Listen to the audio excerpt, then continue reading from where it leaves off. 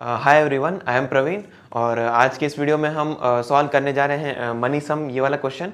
So basically आपको ध्यान में होगा कि हम सी एस के काफ़ी सारे प्रॉब्लम्स ऑलरेडी कर चुके हैं, है ना। मतलब हमारी प्लेलिस्ट बनी हुई है, तो उसमें आप जाके देख सकते हो, राइट।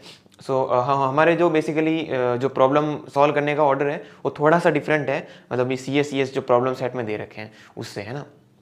तो ये मनी सम जो प्रॉब्लम है वो थोड़ा सा आप देखोगे तो स्क्रॉल करोगे तो नीचे की साइड में दे रखा है ना।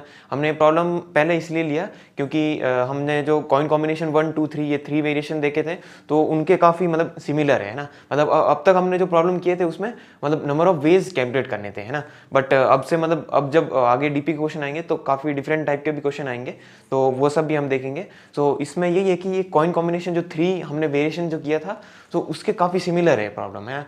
तो ऑब्वियसली इस पर हम ज़्यादा हम टाइम नहीं देंगे। सो बेसिकली हम थोड़ा सा ही मतलब चेंज है उसमें उसमें नंबर ऑफ वेज कैलकुलेट करने थे, और इसमें है मतलब एक्चुअल कौन कौन से सम बन रहे हैं वो हमको कैलकुलेट करना है ना। सो अब एक बार प्रॉब्लम पढ़ लेना। सो प्रॉब्लम ये है कि you have n coins with a certain value and your task is to find all money sum you can create using these coins, है ना। और ऑब्वियसली एक कॉइन को एक ही बार यूज़ कर सकते हैं, क्योंकि मतलब अगर इन्फाइनाइट टाइम यूज़ कर पाते, मतलब मल्टीपल टाइम्स अगर यूज़ कर पाते तो सम मतलब कितना भी बन सकता है ना, इन्फाइनाइट भी बन सकता है। सो हमको वो सम प्रिंट करवाना है एक्चुअल की, मतलब एक्चुअल कौन कौन सा सम बनेगा, है ना।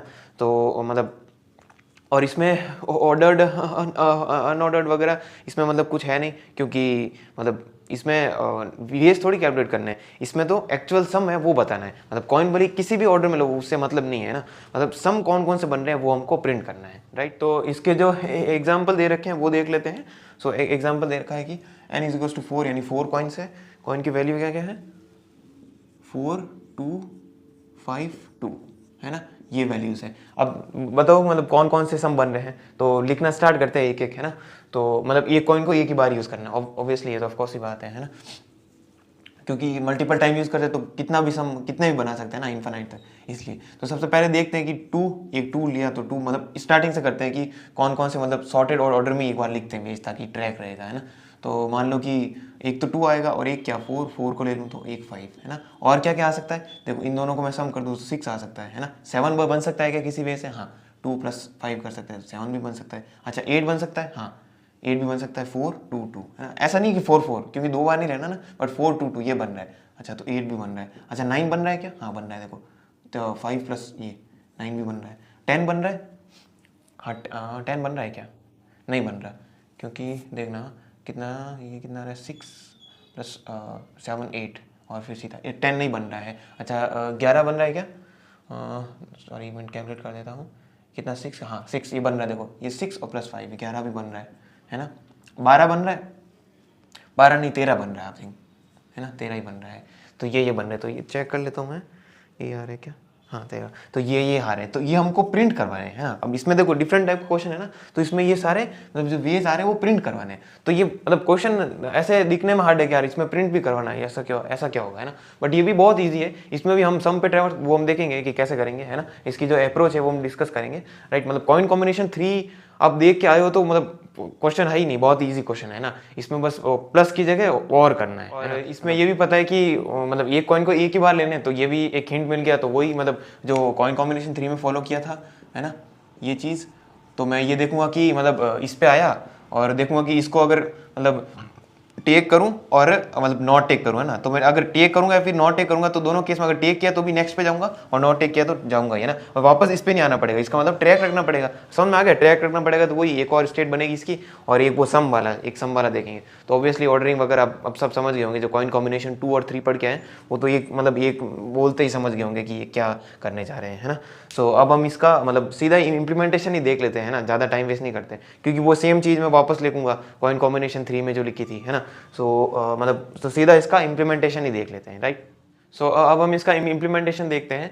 सो इसको कैसे इम्प्लीमेंट कर सकते हैं कि सबसे पहले देखो डीपी लेनी पड़ेगी, है ना, फिर बाद में स्पेस ऑप्टिमाइज भी कर देंगे। बट जैसा कि मैंने बताया कि एक तो इंडेक्स है उसका ट्रैक रखना पड़ेगा, भाई यहाँ पे आया तो सम का देखना है क्या क्या सीन है। मतलब जो डीपी ऑफ आई कॉमा जे वो क्या देगा कि भाई मैं आयत जो इंडेक्स है उस पर हूँ और मेरा सम मेरा जे बन रहा है ना, ऐसा देखेंगे, है ना।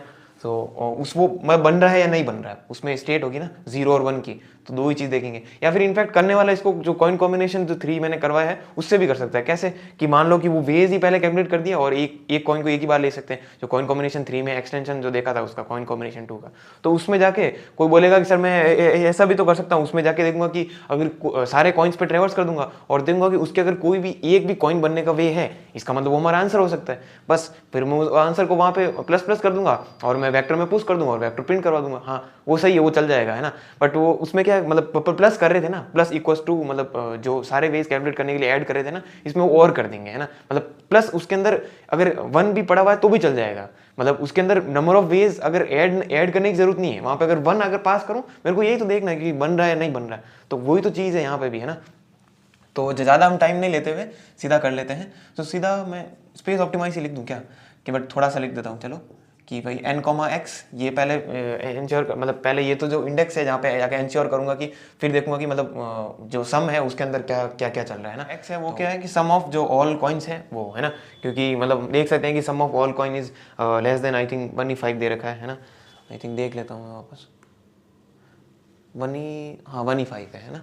तो सम अगर सम तो ये x हमारा 1E5 हो जाएगा और ये n आई थिंक 100 तक ही है ना। तो वो चल जाएगा, राइट। तो सबसे पहले हम बेस केस कैसे देखेंगे, तो यहाँ लिख देता हूँ, यहाँ उस तरफ स्पेस ऑप्टिमाइज लिख दूंगा ना।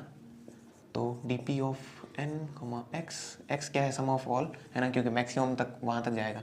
तो बेस केस क्या होगा, बेस केस क्या होगा, सब पे पहले 0 पड़ा होगा। मैं देखूंगा कि कोई कुछ बना ही नहीं है ना, किसी भी इंडेक्स पे जाके कोई भी सम नहीं बना, क्योंकि वही तो देखना बना या नहीं बना। तो शुरू में मान लिया कि ये सब कुछ मतलब 0 है ना, तो ये आप 0 कर लेना। और फिर भी बेस केस क्या होगा, किसी भी इंडेक्स में मैं गया और मतलब सॉरी n तक, और देखूंगा कि मतलब जो डी ऑफ i, 0 है वो 1 है ना। 0 पे मैं देखूंगा कि 0 के क्या है, अगर किसी भी इंडेक्स पे गया और मैं देखूंगा कि 0 बन सकता है क्या, हाँ बन सकता है, सारे नॉट टेक कर लो आगे वाले, तो वो 0 बन जाएगा, है ना। और फिर बाकी वालों के लिए क्या है, लूप में ट्रेवर्स करना है 1 से लगा कर n। बाकी मैं 1 बेस ले रहा हूँ इंडेक्सिंग, है ना, एरे 1 बेस है। और ये जो j है वो आपका 0 से x तक चलेगा।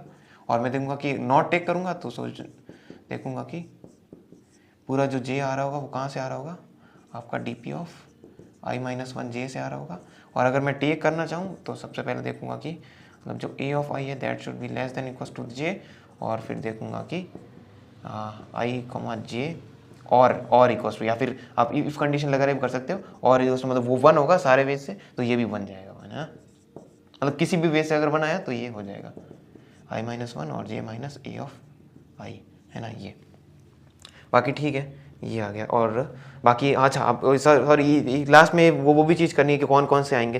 तो आप देख सकते हो कि आप मतलब लास्ट में जाके डी ऑफ n है ना, उसके ऊपर ट्रेवर्स कर सकते हो और देख सकते हो सारे जेज के कौन कौन से बन रहे हैं। मैं क्या कहना चाह रहा हूँ कि आप एक वेक्टर ले लो, आंसर मतलब आंसर करके वेक्टर ले लो, वेक्टर आंसर ले लो, और आप लास्ट में ट्रेवर्स करो कि सारे जो जेज है उसके लिए 0 से x, और देख लो कि भाई इफ़ लास्ट में जो डी ऑफ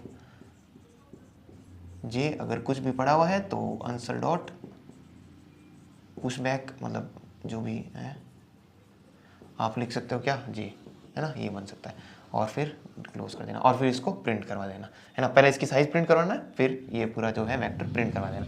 अब स्पेस ऑप्टिमाइजेशन क्योंकि मैं कॉइन कॉम्बिनेशन 3 में कर चुका हूँ, तो आप मतलब कर सकते हो कि जो डी ऑफ i है उसकी जगह क्या लेना है ndp, और जो डी ऑफ i - 1 है उसकी जगह dp लेना है ना। और फिर यहाँ पे मतलब बाकी सब सेम बेस केस यही रहेगा, और यहाँ पे एक स्वैप करना है ना, मतलब dp = ndp। ये लास्ट वीडियो में रह गया था तो मैंने मतलब टेक्स्ट में ऐड किया था, आप देख लेना एक बार। मतलब ये मैं स्वैप करना भूल गया था लास्ट वाले वीडियो, बट मैंने बता दिया बाद में ना, टेक्स्ट में ऐड कर दिया था। सो आप dp = ndp कर लेना, और इसका आप लिख के आप कमेंट करना है आपको, ठीक है।